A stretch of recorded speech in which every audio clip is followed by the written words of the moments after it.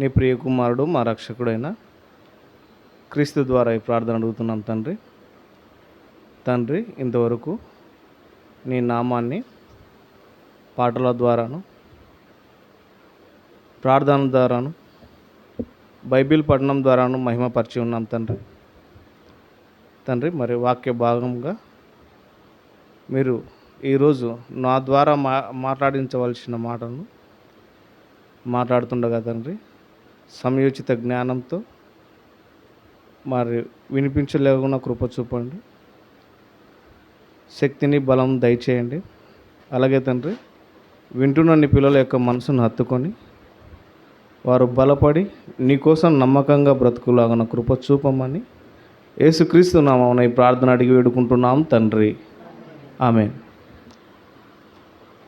ప్రియమైన దేవుని సంగమా, మరి మనకు వాట్సాప్ ద్వారా తెలియపరిచిన విధంగా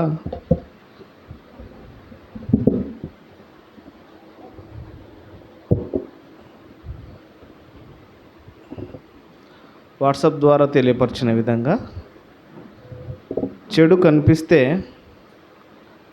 చట్టానికి నేరము, చెడును తలిస్తే దేవునికి దూరమా అన్నటువంటి అంశాన్ని మరి తెలుసుకున్నామండి. చెడు కనిపిస్తే చట్టానికి నేరము.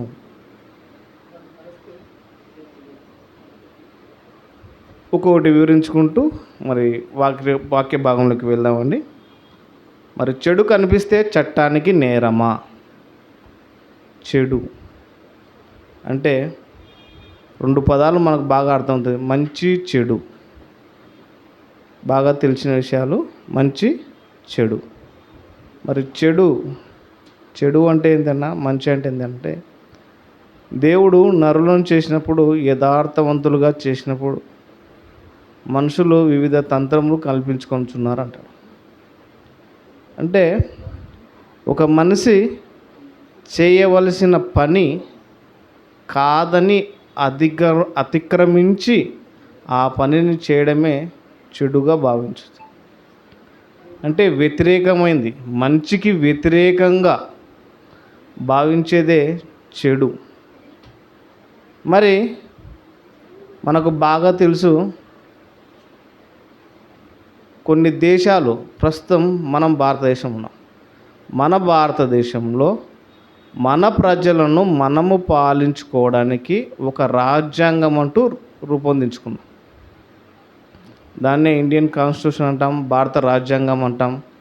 ఆ భారత రాజ్యాంగాన్ని రచించిన వ్యక్తి బిఆర్ అంబేద్కర్ గారు. ఆయనకు సహాయకులుగా మరి ఉండి మొత్తం భారత రాజ్యాంగాన్ని తయారు చేయడం జరిగింది. మరి భారత రాజ్యాంగాన్ని తయారు చేయడం అంటే మన ప్రజలను ఎలా పరిపాలించుకోవాలి, వారి హక్కులు ఎలా పొందుపరచాలి, వారి విధులు ఏంటి, ఎవరికి ఏ హక్కులు ఉంటాయి, ఎవరు ఏం చేయాలి, ముఖ్యంగా వాటిలో మనుషులమైన మనకు మన భారత రాజ్యాంగం 3వ భాగంలో ప్రాథమిక హక్కులు అని ఉంటుంది. ప్రాథమిక హక్కులు అంటే మనం ఏమేమి పాటించాలి.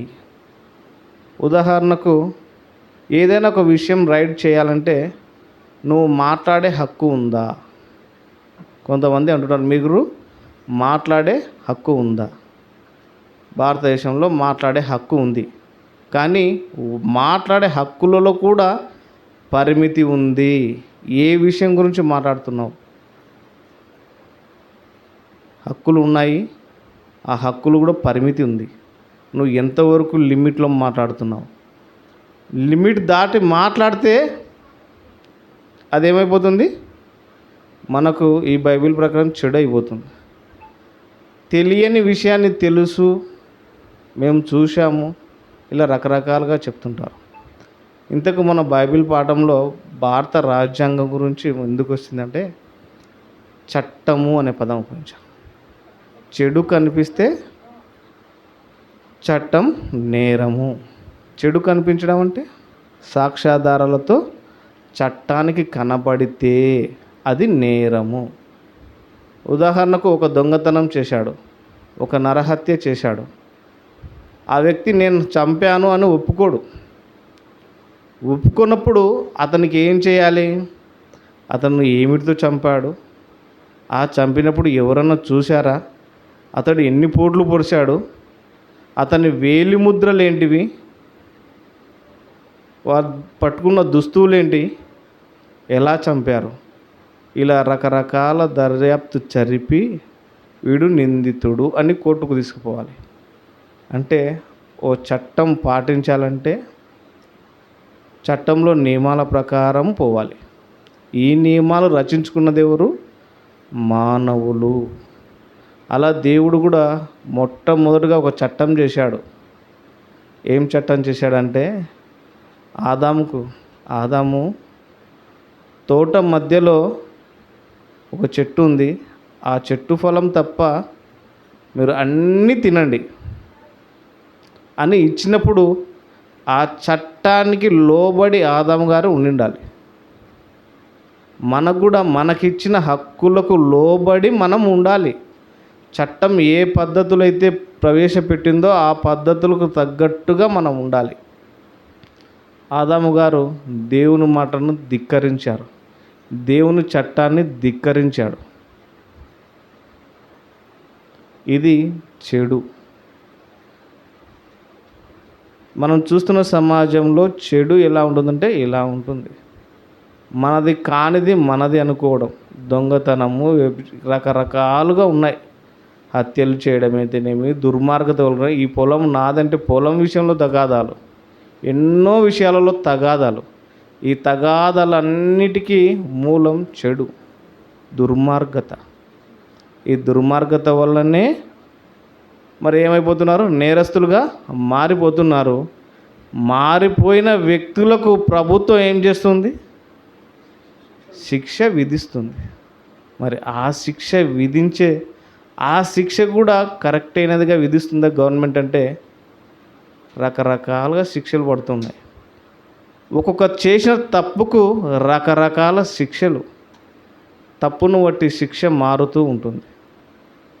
గవర్నమెంట్ రాజ్యాంగం ప్రకారం, ఇండియన్ పీనల్ కోడ్ ప్రకారం కూడా మీరు చేసిన తప్పుకు ఎలాంటి శిక్షలు ఉండాలంటే ఆ శిక్షకు వల్ల ఇతరులకు మార్పు చెందే విధంగా ఉండాలి. ఆ తప్పులు చెయ్యకూడదు అనేది మరి రాజ్యాంగంలో అయితేనేం దేవుని చట్టంలోనే ఉన్న విషయం. మీరు తప్పు చేయకూడదు. మరి చట్టం ఇంత పకడ్బందీగా అన్ని విషయాలకు పెడుతుంది. రకరకాల శిక్షలకు, రకరకాల నేరాలకు రకరకాల శిక్షలు విధిస్తుంది. మరి ఈ విధించే శిక్షలలో కూడా ఎలా ఉంటుందంటే అన్ని న్యాయబద్ధమైన శిక్షలు విధిస్తుందా గవర్నమెంట్ అంటే? లేదని చెప్పాలి.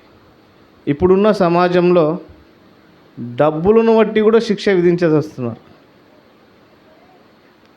డబ్బులను బట్టి సపరేట్గా లాయర్ను పెట్టుకోవడం, ఆయనకు కావాల్సిన ఫీజు ముట్టడించడం, ఒక అబద్ధాన్ని నిజాన్ని అబద్ధంగా కల్పించి కొంతమంది శిక్షల నుండి కూడా తప్పించుకుంటుంటారు. తప్పించుకునేవారు ఉన్నారా లేరా? ఉన్నారు. ఈ సమాజంలో చాలామంది ఉన్నారు. ఇలా మనం ఇవన్నీ ఎక్కడ వెళ్తా అంటే కోర్టు ఆవరణలోకి వెళ్ళినప్పుడు ఇవన్నీ తెలుస్తాయి. చట్టాలు అంటే ఏంటివి, ఎలా ఉన్నాయి. మరి దేవుని చట్టం కూడా ఒకటి ఉంది. మరి మొదటి మనిషికి ఒక చట్టం ఇచ్చాడు. అలాగే మరి ఇశ్రాయేలు కూడా ఒక చట్టం ఇచ్చాడు దేవుడు. నిర్గమాకాండం 20 అధ్యాయంలో 1వ వచనం నుంచి 17వ వచనం వరకు ఒక చట్టం చెప్తాడు. ఈ చట్టాన్ని మీరు పాటించండి నాయనా. మనకు బాగా తెలుసు, ఆజ్ఞ అతిక్రమమే పాపం. మరి దేవుడు చట్టం ఇచ్చినప్పుడు ఆ చట్టానికి లోబడి మనము జీవించాలి. లోకంలో మాదిరిగా ఈ శిక్షలు ఎలా ఉంటాయంటే దోషులు నిర్దోషులుగాను, నిర్దోషులను దోషులుగాను వివరించుకుంటున్న వాళ్ళు చాలామంది ఉన్నారు. ఎవరైనా ఒక సందర్భంలో చిన్న గొడవ జరిగితే ఓ పెద్ద మనిషి ఉన్నాడు కదా అని వెళ్తే ఆ పెద్ద మనిషి సరైన నీతిగా తీర్పు చెప్పవచ్చు, వాటిని ఆడికే ఆపవచ్చు. కానీ అతనికి బంధుప్రీతో, డబ్బు ప్రీతో రకరకాలుగా ఉన్నప్పుడు వారికి ఫేవర్గా, వారికి అనుకూలంగా చెప్పుకుంటూ ఉంటారు. ఇలా ఉంటారు. మరి చెడు కనిపిస్తే చట్టానికి నేరం, మరి కనిపిస్తేనే నేరం. నేరం రుజువైతేనే నేరం, రుజువు కాకపోతే దొరనే, దొరికితేనే దొంగ, లేకపోతే దొర. ఇది మన లోకంలో ఇది. మరి ఒకసారి చూద్దాం సామెతల గ్రంథము 17వ అధ్యాయము 14వ వచనం మధ్యలో నుంచి 15వ వచనం ఉంటుంది చూడండి. సామెతల గ్రంథము 17వ అధ్యాయము 14, 15 వచనాలు చూడండి ఒకసారి. దుష్టులు నిర్దోషులని తీర్పు తీర్చువాడు, నీతిమంతులు దోషులని తీర్పు తీర్చువాడు, వీరిద్దరును యెహోవాకు హేయులు. చూడండి దేవుడు ఏం చెప్తున్నాడు. దుష్టులు నిర్దోషులని తీర్పు తీర్చువారు. ఇప్పుడే చెప్పాను, బంధుప్రీతితోనో డబ్బుకో లొంగిపోయి సాక్ష్యాలు గల్లంతు చేసి ఎవరైతే దుష్టులను నిర్దోషులుగా, అదే చెప్తున్నాడు, దుష్టులు నిర్దోషులని తీర్పు తీర్చువాడు, నీతిమంతులు దోషులని తీర్పు తీర్చువాడు, వీరిద్దరును యెహోవాకు హేయులు. చూడండి దేవుడు గొప్పగా చెప్తున్నాడు. ఎంత గొప్పగా చెప్తున్నాడంటే,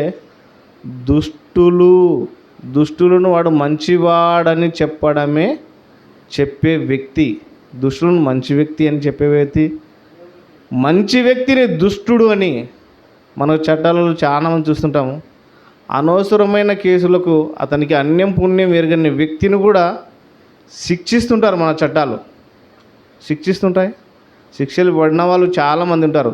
ఒకరి నేరం ఇంకొకరు మోసే వాళ్ళు ఉంటారు, డబ్బుల కోసం ఆశపడో. కొంతమంది మంచి వ్యక్తులనే నిష్కారణంగా ఇరికిచ్చే వాళ్ళు ఉంటారు. వాళ్ళకు సంబంధం లేని విషయాలు కూడా జోక్యం చేయించుకునే వాళ్ళు ఉంటారు.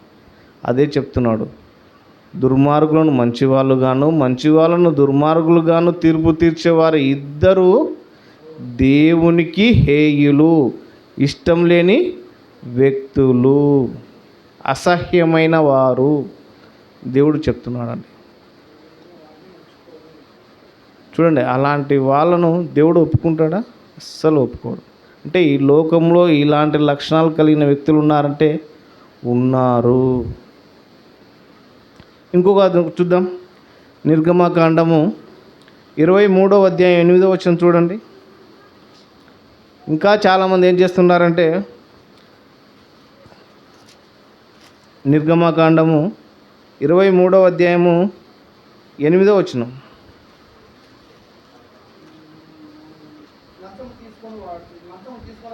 లంచం తీసుకొనకూడదు, లంచము దృష్టిగల వానికి గుడ్డితనం కలుగజేసి నీతిమంతుల మాటలకు అపార్థం చేయించును. చూడండి, లంచం. ఒక పని ఒక వ్యక్తి చేయాలి, నీ పని నువ్వు చేయడానికి కూడా ఇప్పుడున్న సమాజంలో లంచం ముట్ట చెప్తావా? ఆ లంచం డబ్బు రూపంలోనే ఉండాల్సిన అవసరం లేదు, వస్తువు రూపంలో, ఏదో ఒక రూపంలో లంచాన్ని ఆశించే వ్యక్తులు ఉన్నారు. నువ్వు సజావుగా సక్రమంగా నడుచుకుంటూ వెళ్తే నీ గమ్యం నువ్వు చేరుతావు నాయన అన్నప్పుడు, లేదు నేను అడ్డదారిలలో త్వరగా వెళ్తాను, నాకు మార్గం రూటు తెలియకుంటే కదా, నాకు ఆ రూట్ తెలుసు, రకరకాల మార్గాలలో వెళ్తాను. లంచం తీసుకొని ఎంతోమందికి ద్రోహం చేసే వ్యక్తులు కూడా ఉన్నారు. దేవుని పిల్లలారా, మనకు బాగా తెలిసినట్టే ఏసీబీ సోదాలలో దొరికిన ఎంఆర్ఓ, ఏసీబీ సోదాలలో దొరికిన కలెక్టరు, ఏసీబీ సోదాలలో దొరికిన ఎమ్మెల్యే, ఎంపీ, ఇలా రకరకాలుగా ఉంటారు. మనకు దేవుడు నేర్పించేది ఏంటంటే, లంచం ఇవ్వడము తప్పే, తీసుకోవడము తప్పే. చూడండి, ఈడ లంచం కనపడుతుంది, రెడ్ హ్యాండెడ్గా దొరుకుతుంది. అదే చెప్పాను, దొరికితే దొంగ లేకపోతే దొర. సమాజం ఈ విధంగా ఉంది. చట్టానికి ఏం కావాలంటే సాక్ష్యాలు కావాలి. సాక్ష్యాల ప్రకారమే చట్టం వారికి శిక్ష విధిస్తుంది. దొరికిపోయిన వ్యక్తిని ఆ శిక్షల ప్రకారం అతను మూసేస్తుంది. ఇలా శిక్షలు పడిన వ్యక్తులు మరి మారడానికి అవకాశం ఏమైనా ఉన్నాయంటే, మారడానికి కొంతమందికి అవకాశం ఉండొచ్చు. చాలామంది ఆ జైలు వాతావరణంలో శిక్ష విధించినప్పుడు కొత్తగా ఆలోచన చేస్తుంటారు. ఇంకా కొత్త రకంగా దొంగతనాలు ఎలా చేయాలి, కొత్త రకంగా దోపిడీలు ఎలా చేయాలి, కొత్త రకంగా వ్యక్తిని ఎలా శిక్షించాలి. కొంతమంది పగతో రగిలిపోతుంటారు. బయటకు వచ్చి ఏం చేయాలి, వాళ్ళని చంపేయాలి, ఇంకా క్రూరంగా చేయాలి అనేవాళ్ళు కొంతమంది ఉంటే, ఇంటికాడ పిల్లలు సమాజం గుర్తుకొచ్చి కొంతమంది మారాలి అనుకుంటుంటారు. మారాలి అనుకునే వాళ్ళు చాలా తక్కువ, కానీ కఠినంగా ఉండాలనే వాళ్ళు చాలామంది ఉంటారు. చూడండి దేవుని పిల్లలారా, చట్టం దృష్టిలో నేరం కావాలంటే సాక్ష్యాధారాలతోనే బంధిస్తుంది. మరి ఈ చట్టం దృష్టిలో నేరాలన్నప్పుడు ఇక్కడ దేవుడు మరొక పదం చెప్తున్నాడు. చట్టం కనిపిస్తే నేరము, చెడు కనిపిస్తే చట్టానికి నేరము, దాన్ని తలుస్తే దేవునికి దూరము. చూడండి, మీకు చట్టం గురించి తెలుసు. చట్టంలో ఉన్న లొసుకులు ఎలా ఉంటాయో, కొంతమంది ఎలా అడ్డదోలుగా పోతుంటారో, దుష్టులుగా ఎలా మంచివారిగా బయటికి వస్తుంటారో, బెయిల్ మీద రావడం, మళ్ళీ పాపకార్యాలు చేయడం, చెడ్డవారిగా మారిపోవడం.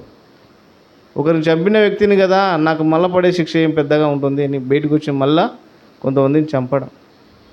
ఇలా క్రూరులుగా మారిపోతూ చట్టం దృష్టిలో నేరస్తులుగా మారిపోతూ ఉంటారు.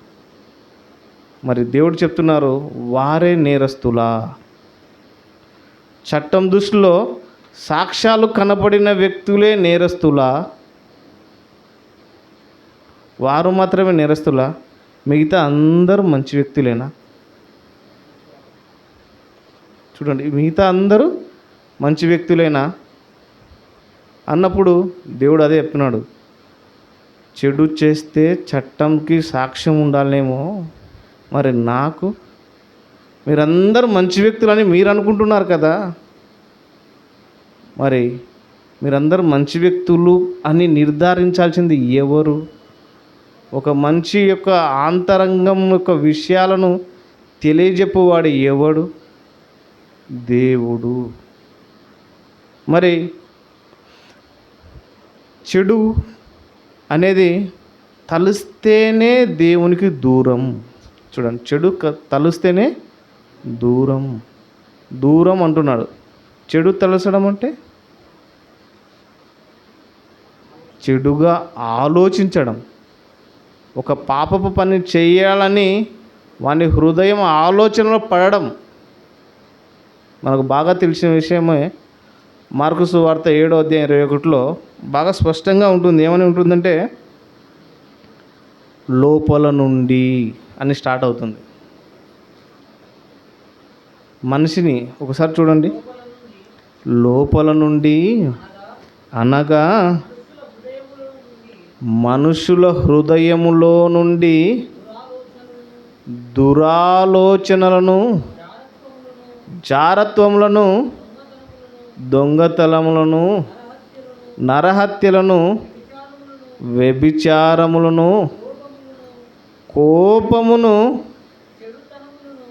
చెడుతనమును, కృత్రిమమును, కామ వికారమును, మత్సరమును, దేవదూషణయు, అహంభావమును, అవివేకమును వచ్చును.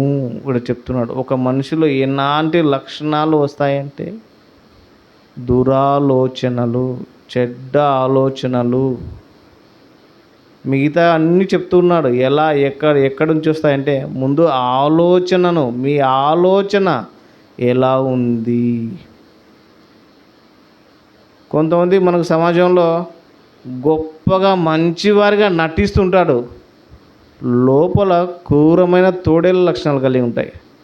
పైకేమో నవ్వుతూ సమాధానం చెప్తుంటాడు, హ్యాపీగా అరే నువ్వు మనవాణిరా మనం చేసుకురా అంటుంటాడు.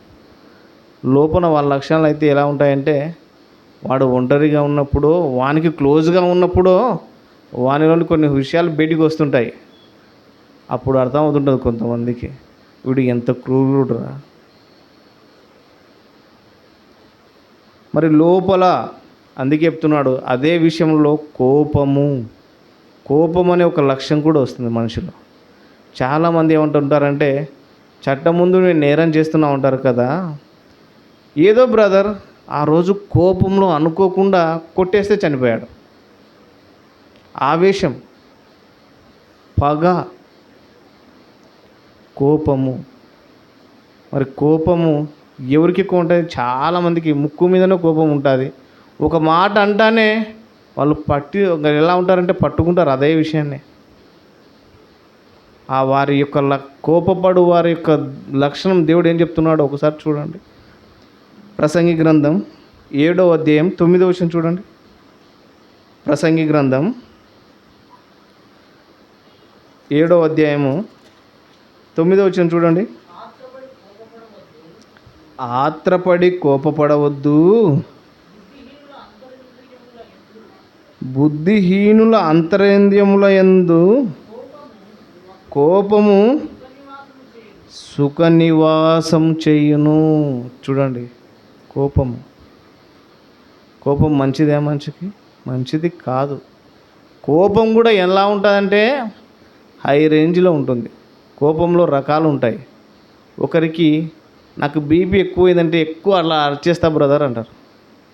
మరి లో బీపీ ఉన్న వాళ్ళు, మీకు తెలుసో తెలియదో, డాక్టర్ల వృత్తి ప్రకారంగా హై బీపీ ఉన్న వాళ్ళు ఒక్కసారిగా సడన్గా అరిచేస్తారు. కానీ లో బీపీ ఉన్న వాళ్ళు ఎప్పుడు గొనుగుతూనే ఉంటారు.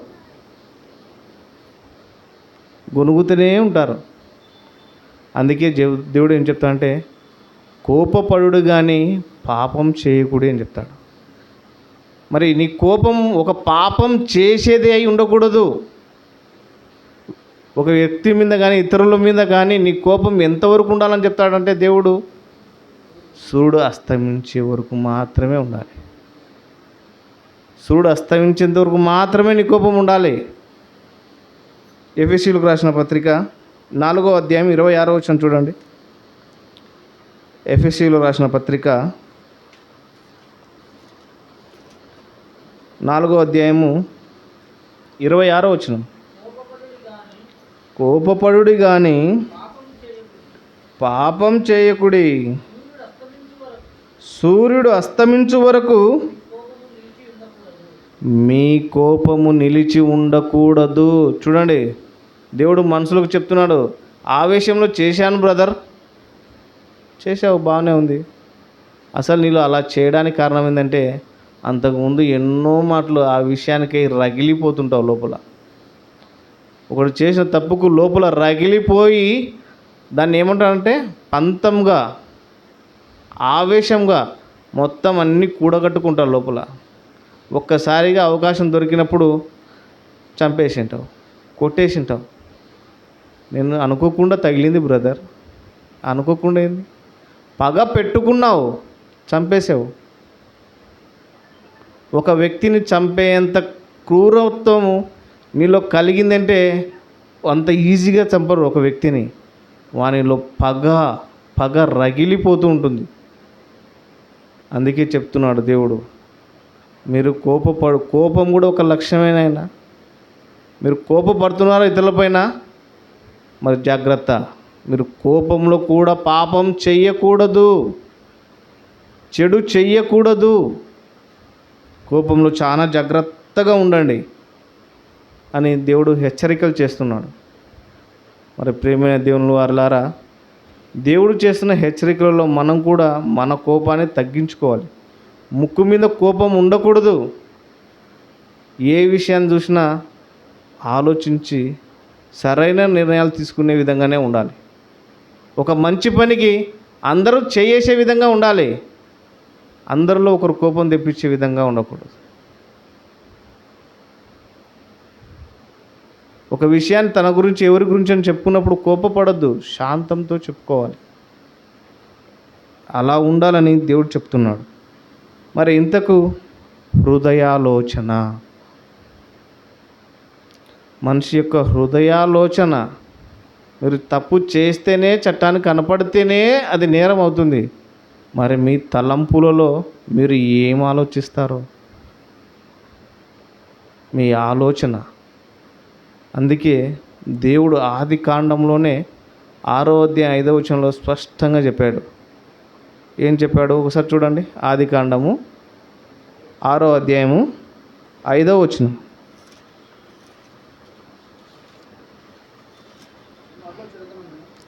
నరుల చెడుతనము భూమి మీద గొప్పదనియు వారి యొక్క హృదయములలో వారి హృదయం యొక్క తలంపులోని ఊహ అంతయు ఎల్లప్పుడూ కేవలం చెడ్డదనియు యెహోవా చూచి, వారి హృదయం యొక్క తలంపులలో ఊహ అంతయు, ఊహ మనం ఊహిస్తూ ఉంటాం, ఈ ఊహ అంతయు చెడ్డదని దేవుడు కనిపెడుతున్నారు. ఒక్కొక్క నరుడు, నైనా నువ్వు ఏ ఆలోచన చేస్తున్నావు, నువ్వు చేస్తున్న ఆలోచన సరైనదే అని మనం అనుకుంటాం. అంటే మమ్మల్ని ఎవరు చూడడం లేదు కదా అని కొంతమంది తప్పుల మీద తప్పు చేసుకునే వాళ్ళు చాలామంది ఉంటే, నేను అనుకుంటానే తప్పు అయిపోతుంది అని చాలామంది అంటుంటారు. మీరు అనుకుంటేనే తప్పు అయిపోతా అంటున్నాడు దేవుడు. మీ ఆలోచనలతో అనుకుంటేనే తప్పు అయిపోతుంది. ఊహ, నరుల యొక్క హృదయం యొక్క ఆలోచన చెడ్డది స్పష్టంగా చెప్పేస్తాం. చెడ్డది నాయన, మీ ఆలోచన మొత్తం చెడ్డది. అందుకే చెప్తుంటారు, యేసుక్రీస్తు అంతటి వారినే శాస్త్రులు పరిచయులు పట్టుకోవాలని చూస్తారు. వ్యభిచారమందు పట్టబడిన స్త్రీ యందు వాళ్ళు చేసింది అదే, దేవుణ్ణి పట్టుకోవాలి. వాళ్ళ ఆలోచన దేవునికి ఎరగడా, తెలుసు ఆయన. అందుకే వ్యభిచారమందు పట్టబడిన స్త్రీని తీసుకొచ్చినప్పుడు మరి ధర్మశాస్త్రం ప్రకారం రాళ్ళువి ఆమెను చంపాలి కదా. మరి ఈమెను ఏం చేయాలని యేసుక్రీస్తు అడిగితే ఆయన ఏదో రాసుకుంటున్నప్పుడు మీలో పాపం లేని వ్యక్తి ఏమన్నాడు, రాయి రువ్వమన్నాడు. మరి పాపం చేసిన వ్యక్తి ఉండాలి కదా ఒకరన్నా, లేరు. పాపం అందరూ చేసిన వ్యక్తులుగా కనబడతారు, ఒక్క యేసుక్రీస్తుడే పవిత్రుడుగా నిర్దోషి కనపడినప్పుడు, అమ్మ నేను మిమ్మల్ని క్షమిస్తున్నాను. ఎంత గొప్ప మాట చెప్పాడు అతను. అధికారం ఉండి కూడా మార్చాలనే హృదయం కలిగిన వ్యక్తి. అది హృదయాలోచన. చాలామంది వారి హృదయాలోచన ఎలా ఉండాలంటే దేవునికి ఇష్టమైనట్టుగా ఉండాలి. ఇష్టమైనవి లేకపోతే ఈ శాస్త్రులు పరిచయులు లెక్క పరిశీలించాలి. ఇతరులను పరిశీలిద్దాం, చూద్దాం అతను ఏమనుకుంటాడో. కొంతమంది ఇలా లక్షణాలు కలిగిన వాళ్ళు ఉంటారు. ఉండండి, వాటిని ఎలా దేవుడు మెచ్చిన విధంగా ఆలోచన అయి ఉండాలి. చెడ్డదైన ఆలోచన అయి ఉండకూడదు. అందుకే చెప్తాడు దేవుడు, ఆలోచన చేస్తున్నప్పుడు మీ ఆలోచన ఎలా ఉండాలంటే మంచివే ఉండాలి. మీరు ఎవరు చూడడం లేదు, నా మనసులో ఎవరు కనిపెట్టలేరు అని మీరు అనుకుంటుంటారేమో. దేవుడు కనిపెడతాడు. దేవునికి సర్వం ఎరిగినవాడు, మంచి హృదయాలోచన తెలిసిన వ్యక్తి. అవునంటారా కాదంటారా? అవును అని ఒప్పుకోవాలి మనం కూడా. మత్తయి సువార్తలో దేవుడు బాగా చెప్తాడు. ఏం చెప్తాడంటే, ఒక స్త్రీని మోహపు చూపుతో చూసు ప్రతివాడు ఆమెతో వ్యభిచరించినట్లు. ఏంటి ఆ పదం? చూడడం అంటే ఆలోచన. చూపులో రకాలు ఉన్నాయి. నువ్వు చూసే చూపు ఏమై ఉండాలి? మంచిదై ఉండాలి. అందంగా కనబడుతుందని నీ మనసులో నువ్వు ఊహించేసుకుంటే, ఒకసారి చూడండి మత్తయి సువార్త 5వ అధ్యాయము 27, 28 వచనం చూడండి. మత్తయి సువార్త 5వ అధ్యాయము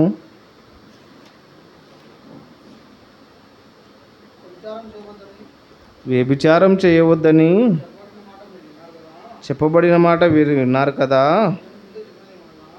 నేను మీతో చెప్పున్నది ఏమనగా, ఒక స్త్రీని మోహపు చూపుతో చూచు ప్రతివాడు అప్పుడే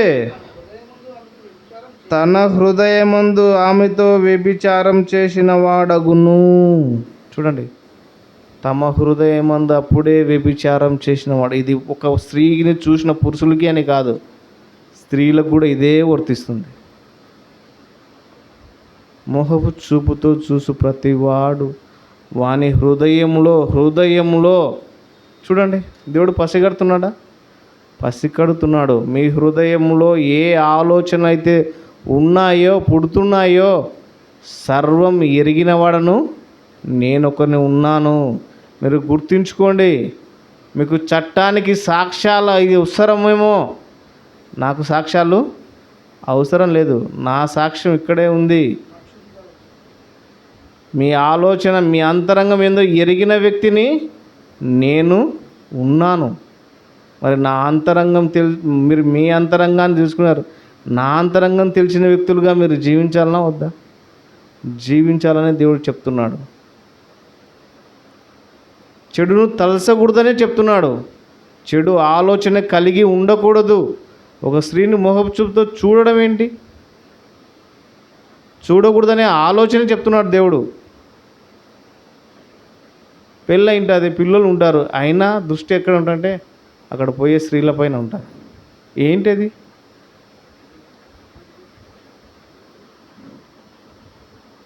మరి ఇలా చట్టం దేవుని దృష్టిలో నేరాలు చాలా కనపడుతూ ఉంటాయి. మరి ఇవన్నీ ఎక్కడి నుంచి వస్తాయంటే మన హృదయం, మన మనసులో నుంచి మాత్రమే వస్తాయి. వాటిని మనం ఏం చేయాలి? నియంత్రించుకోవాలి. చాలామంది మరి శిక్ష విధింపబడిన వారు ఉంటారు. వారు శిక్షలో మరి కొంతమంది ఏమవుతుంటే మారు మనసు పొందే వాళ్ళు ఉంటారు, కొంతమంది కఠినులుగా ఉంటారు. మరి అలాంటి వ్యక్తులు కూడా మారాలంటే ఏం అవసరం? మనకు దేవుని వాక్యం అవసరం, చాలామందికి అవసరం. మనం నీతిపరులం కదా, నీతిగా జీవిస్తున్నాం అనుకుండొచ్చు. మన తలంపులు చెడ్డవైతే ఏం చేస్తాం? వ్యర్థం అవి. మరి అలాగే శిక్షలో ఉన్నారు కదా, ఆ శిక్షలో వారికి కూడా మార్పు రావాలి. లోకంలో కలిసిపోయిన వ్యక్తులు ఉంటారు, ఆ కలిసిపోయిన వ్యక్తులకు కూడా మార్పు రావాలి. అలా మార్పు రావాలంటే ఏం కావాలి? దేవుని వాక్యం తెలియపరచాలి, దేవుని మాటలు వినపడాలి. చదువురాని వ్యక్తులకు ఉంటారు, వాళ్ళకి ఏ లక్షణం కావాలన్నాడు అంటే దేవుడు చూడండి ఒకసారి రోమీయులకు రాసిన పత్రిక 10వ అధ్యాయము 17వ వచనం. రోమీయులకు రాసిన పత్రిక 10వ అధ్యాయం 17వ వచనం చూడండి.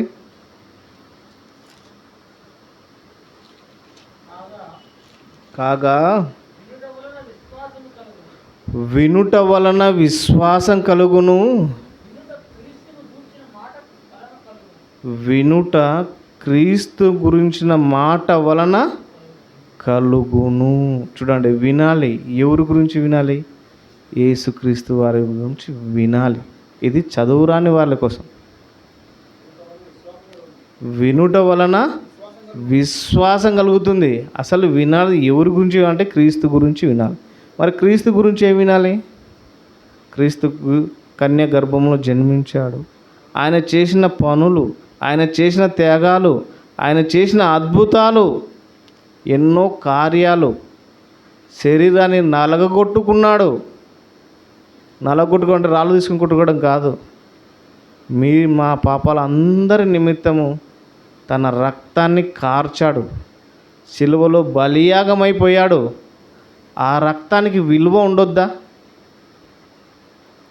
అదే చెప్తాడు, సిలువలో మరణించిన వ్యక్తిగా ఉన్నప్పుడు క్రీస్తు, మరి ఆ రక్తం కార్చిన క్రీస్తు మరి అన్నీ చేసి మళ్ళీ తిరిగి 3వ దినంలో లేచి పునరుద్ధానుడయ్యాడు. మరి అలాంటి మాటలు, దేవుడు చేసిన మంచి కార్యములు, ఆ కార్యములు చెప్పడం వలన మారతాడు. కుడి చెంప కొడితే ఎడమ చెంప చూపించండి అన్నాడు దేవుడు. ఒక దొంగ దగ్గరికి నువ్వు కొట్టినప్పుడు ఇలా కొట్టినావు, ఇది తప్పు, ఇలా ఉండు. దేవుని మాట దేవుడు ఇట్లా చెప్తున్నాడు మీకోసం. ఇలా దేవుని మాటలు శిక్ష విధింపబడిన వారికైతేనేమి, దేవునిలో లేని వారికైతేనేమి, క్రీస్తు గురించి మనం ఏం చేయాలి? తెలియపరచాలి. అలా తెలియపరుస్తేనే మరి మనం ఏమైపోతామంటే ధన్యులుగా నిలబడిపోతాం. లేకపోతే మన హృదయంలో దురాలోచన కలిగి ఉన్నామంటే వ్యర్థమైపోతాం. మారని మనిషి మారాలి. ఆ మారాలంటే ఎలా ఉండాలంటే క్రీస్తు విషయమైన మాటలే ఉండాలి. మంచి మాటలతో ఎంతోమందిని మార్చవచ్చు. మనకు బాగా తెలిసిన ఎంతోమంది సాక్ష్యాలు. నేను జైల్లో ఉరిశిక్ష విధించబడిన ఖైదీని. ఆ ఖైదీగా ఉన్నప్పుడు నాకు దేవుని ప్రార్థించాను. నాకు ఒక బైబిల్ వచ్చింది. చక్కగా దేవుని జ్ఞానం చదువుకున్నాను. దేవునిలో బలపడ్డాను. చివరిగా నా ఉరిశిక్ష రద్దయిపోయింది. ఎలా పోయింది ఇవన్నీ? అందుకే దేవుడు చెప్తాడు మత్తయి సువార్త 25వ అధ్యాయంలో స్పష్టంగా ఉంటుంది. ఒకసారి చూడండి. మత్తయి సువార్త 25వ అధ్యాయము 34 నుంచి చూద్దాం ఒకసారి. మత్తయి సువార్త 25వ అధ్యాయము 34-36 వచ్చిన దేవుని వాక్యం చదువుదామండి. నేను ఆకలికుంటిని, నాకు మీరు భోజనం పెడితిరి. దప్పికొంటిని, నాకు దాహమిచ్చితిరి. పరదేశినై ఉంటిని, నన్ను చేర్చుకుంటిరి. దిగంబరినై ఉంటిని, నాకు బట్టలిచ్చితిరి. రోగినై ఉంటిని, నన్ను చూడవచ్చితిరి. చెరసాలలో ఉంటిని, నా యొద్దకు వచ్చితిరని చెప్పాను. చూడండి దేవుని పిల్లలారా, చెరసాలలో ఉన్న వ్యక్తుల దగ్గర కూడా ఏం వెళ్ళాలంటే దేవుని మాటలే వెళ్ళాలి. ఆ దేవుని మాటలు వెళితే ఎంతోమంది ఖైదీలు కూడా మారి దేవుని కోసం బ్రతకగలుగుతారు. చూడండి, అలాంటి వాళ్ళ కోసం మనం పరితపించాలా వద్దా? పరితపించాలి. రోగినై ఉన్నప్పుడు హాస్పిటల్కి వెళ్ళినప్పుడు ఆ వ్యక్తుల గురించి మనం వెళ్ళి పరామర్శించి వారి గురించి ప్రార్థన చేసి మంచి మాటలు చెప్పాలి. ఎంత కఠినుడైనా సరే, మరి దేవుడు లేడు, నాకు దేవుడే లేడనే వ్యక్తి కూడా హాస్పిటల్లో ఉన్నప్పుడు మనం దేవుని గురించి మాటలు చెప్పి అతని గురించి ప్రార్థన చేసి వస్తే హృదయం దేవుడు మార్చేస్తాడు. చెరసాలలో బందీగా నలిగిపోతుంటాడు. అలాంటి వ్యక్తికి కోపంతో రగిలిపోయి పగను పెంచుకొనకుండా దేవుని మాటలు అందిస్తే ఆయన ఏమైపోతాడు? మారిపోతాడు.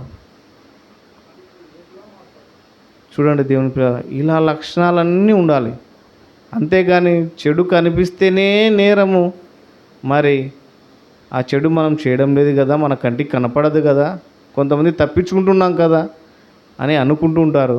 మీరు చేస్తే కాదు నాయనా, మీరు తలిస్తేనే నేరం. మీరు తలచడమే నేరం చెప్తున్నాడు దేవుడు. అందుకే అలాంటి వారి కోసమే దేవుడు చెప్తున్నాడు, నా మాటలు వినాలి. ఇంకా ఏం కావాలంటే శక్తిగల వాక్యం కావాలి. ఆ వాక్యం విన్నప్పుడు, చదివినప్పుడు, ఇది చదివే వాళ్ళకు, అర్థం చేసుకునే వాళ్ళకు. చూడండి, హెబ్రీయులకు రాసిన పత్రిక 4వ అధ్యాయం 12వ వచనం చూడండి. హెబ్రీయులకు రాసిన పత్రిక 4వ అధ్యాయము 12వ వచనం చూడండి. ఎందుకనగా దేవుని వాక్యము సజీవమై బలము గలదై రెండంచులు గల ఎటువంటి ఖడ్గము కంటెను వాడిగా ఉండి ప్రాణాత్మలను కీళ్లను మూలుగును విభజించునంత మట్టుకు దూరుచు హృదయం యొక్క తలంపులను ఆలోచనలను పరిశోధించుచున్నది. చూడండి దేవుని పిల్లారా, దేవుడు స్పష్టంగా చెప్తున్నాడు. మళ్ళీ ఒకసారి చదువుకున్నాం. ఎందుకనగా దేవుని వాక్యం సజీవమై బలము గలదై రెండంచులు గల ఎటువంటి ఖడ్గము కంటేను వాడిగా ఉండి. ఖడ్గానికి రెండు వైపులా పదును ఉంటుంది కదా, అలాంటి వాడు గలదై ఎముకలను మూలుగులను అన్నింటినీ ఏమైపోతుంది? మార్చేస్తుంది. ఒక మనిషిని మారంటే వాని హృదయమే కఠినంగా అనువనువు కఠినంగా మార్చుకున్నా దేవుని వాక్యం చెప్తే మారిపోతాడు, దేవునిలో నిలబడిపోతాడు. అది దేవుడు చెప్తున్నాడు. అలాంటి వ్యక్తులు మనం ఏం చేయాలంటే ఆ రెండంచుల వాక్యాన్ని మనం శ్రద్ధగా చదివి అర్థం చేసుకొని, మరి ఎవరైతే అన్యులుగా నిలబడిపోతుంటారో దేవుని కోసం తెలియక ఎంతోమంది పాపాలు చేస్తే మరి దేవునికి ప్రభుత్వ చట్టాలలో మరి నేరాలుగా మోపబడుతున్నారో అలాంటి వ్యక్తులకు మార్చడానికి అవకాశం ఉంటుంది. మారని వ్యక్తులు మారడానికి అవకాశం ఉంటుంది. మరి అలాంటి వ్యక్తులు మారాలంటే మనం ఏం చేయాలి? రెండంచులు గల ఖడ్గాన్ని ఏం చేయాలి? చేత పట్టుకొని వెళ్ళాలి. వెళ్ళి ఏం చేయాలి? అందరిని చంపేయాలి. ఎలా చంపేయాలి? జయించాలి. చంపేయాలంటే ఎలా చంపేయాలంటే వారిలో క్రూరత్వాన్ని చంపేయాలి, వారిలో మరి దుర్మార్గతను చంపేయాలి, చెడుతనాన్ని చంపేయాలి. అలా చంపేసి దేవునిలో బ్రతికించాలి. మరో బ్రతుకు ఉంది నాయన, మీరు బ్రతకాల్సిన బ్రతుకు ఇది కాదు, ఇదో దేవుడు ఇచ్చిన బ్రతుకులో మనము ఎలా ఉండాలంటే ఈ ఆయుష్కాలంలో యేసుక్రీస్తు యొక్క మరణ సమాధి పునరుత్థానాలను తెలియపరచాలి, గొప్పగా చెప్పాలి. లేకపోతే దేవుడు ఎప్పుడో పట్టుకుంటాడు. మీ హృదయాలోచన పట్టుకోగల కెపాసిటీ ఎవరికి ఉందంటే దేవునికి ఉంది. అందుకే చెప్తాడు సామెతల గ్రంథం 12వ అధ్యాయం 2వ వచనం చివరి మాట చూడండి. సామెతల గ్రంథం 12వ అధ్యాయం 2వ వచనం చూడండి.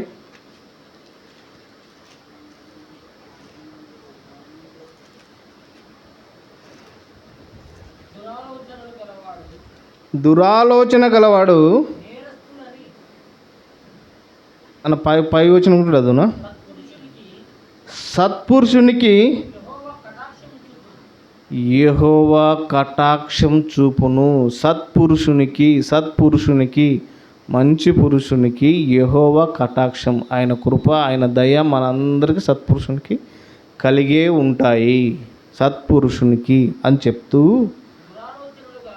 దురాలోచన గలవాడు నేరస్తుడని ఆయన తీర్పు తీర్చును. చూడండి, చెడు కనిపిస్తేనే చట్టానికి నేరం, దాన్ని తలుస్తే మీరు ఎవరు పట్టకలేరు అనుకుంటున్నాడు, ఇక్కడ పట్టుకుంటా అంటున్నాడు దేవుడు. దురాలోచన గలవాడు నేరస్తుడని ఆయన తీర్పు తీర్చును.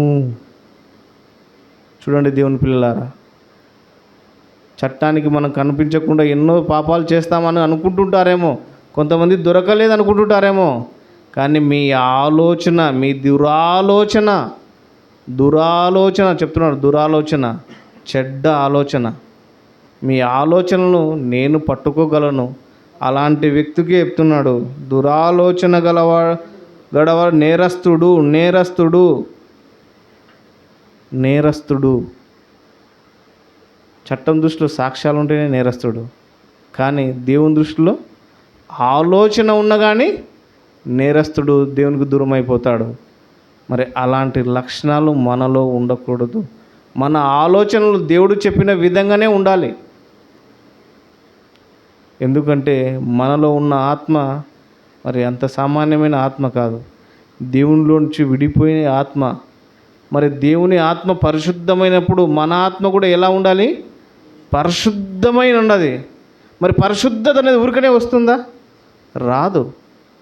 పరిశుద్ధత అనేది మన హృదయ ఆలోచనలు పరిశుద్ధంగా ఉండాలి, మనం చేసే క్రియలు పరిశుద్ధంగా ఉండాలి, మన నడతలు పరిశుద్ధంగానే ఉండాలి. మరి అంత ఆలోచన అలా పరిశుద్ధత కలగాలంటే మరి మనం మన శరీరం యొక్క మాటలు కాదు, మనసు యొక్క ఆలోచన ఎలా ఉండాలంటే మార్కు సువార్త 7వ అధ్యాయంలో చదివిన విధంగా కాదు. అవన్నీ చెడు ఆలోచనలు, దుర్మార్గపు కల్పించుకోవడానికి చేయడానికి అన్నీ వస్తుంటుంది. కానీ మనము దేవుని ఆత్మ కలిగిన మనము మన ఆలోచనలను దేవునికి అనుకూలమునై ఉండవలెను, దేవునికి దగ్గరగా ఉండాలి. అలా ఉండి దేవుని వాక్యం నేర్చుకుంటూ, దేవుని గురించి వింటూ, దేవుని గురించి చెప్పుతూ గొప్పగా జీవించి దేవుని కోసం నిలబడి ఆ దేవుడు ఉన్న మహాలోకం మనం అందరూ చేరుకోవాలి. అలా చేరుకోవాలంటే మన ఆలోచనను సరైనదిగా ఉంచుకొని మరి దేవునికి ఇష్టడుగా జీవించాలని మీ అందరినీ కోరుకుంటూ మరి నా మాటలు ముగిస్తున్నానండి. ప్రార్థన చేసుకున్నాము.